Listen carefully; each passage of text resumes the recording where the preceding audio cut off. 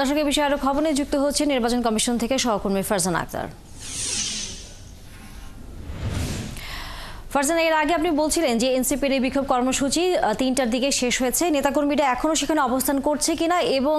তারা সামনে আবারও এই কর্মসূচি দেবেন কিনা, সর্বশেষ কি তথ্য জানিয়ে গেছেন?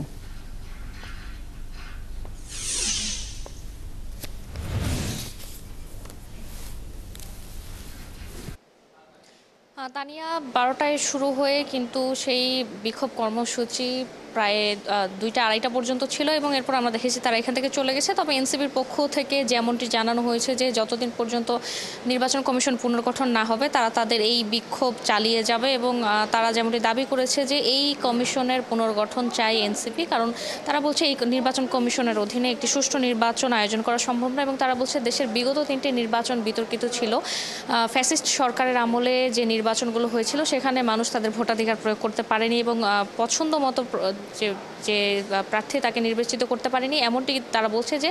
এরপর আসলে বিগত 3টি বিতর্কিত নির্বাচনের মাধ্যমে একটি ফ্যাসিস্ট সরকার তৈরি হয়েছে, একটি ফ্যাসিস্ট সিস্টেম তৈরি হয়েছে বলে তারা দাবি করছে এবং তারা বলছে যে সেই ফ্যাসিস্ট সিস্টেম থেকে বের হয়ে আসতে জুলাই গণঅভ্যুত্থানের মতো একটি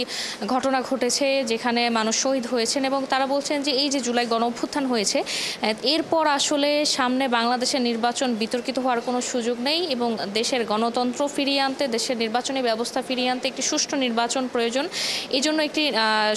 জন্য এই নির্বাচন কমিশন পুনর্গঠন দরকার, কারণ তারা দাবি করছে এই নির্বাচন কমিশন একটি দলের পক্ষ হয়ে কাজ করছে এবং তারা বলছে যে নির্বাচন ব্যবস্থা সংস্কার কমিশনের সুপারিশ দেওয়ার আগেই এই নির্বাচন কমিশন গঠন করা হয়েছিল এবং এই নির্বাচন কমিশন যে নির্বাচন কমিশনার নিয়োগ আইন 2022 ছিল সেটি আসলে গত সরকারের আমলের এবং তারা বলছে যে একটি ফ্যাসিস্ট সরকারের আমলে তৈরি করা আইনে যে নির্বাচন কমিশন গঠন করা হয়েছে সেটি কোনোভাবেই একটি সুষ্ঠু নির্বাচন আয়োজন করতে সক্ষম হবে না। এই জন্য তারা একটি নতুন নির্বাচন কমিশন চাই, এই কমিশনের পদত্যাগ চাই এবং তারা আরও বলেছে যে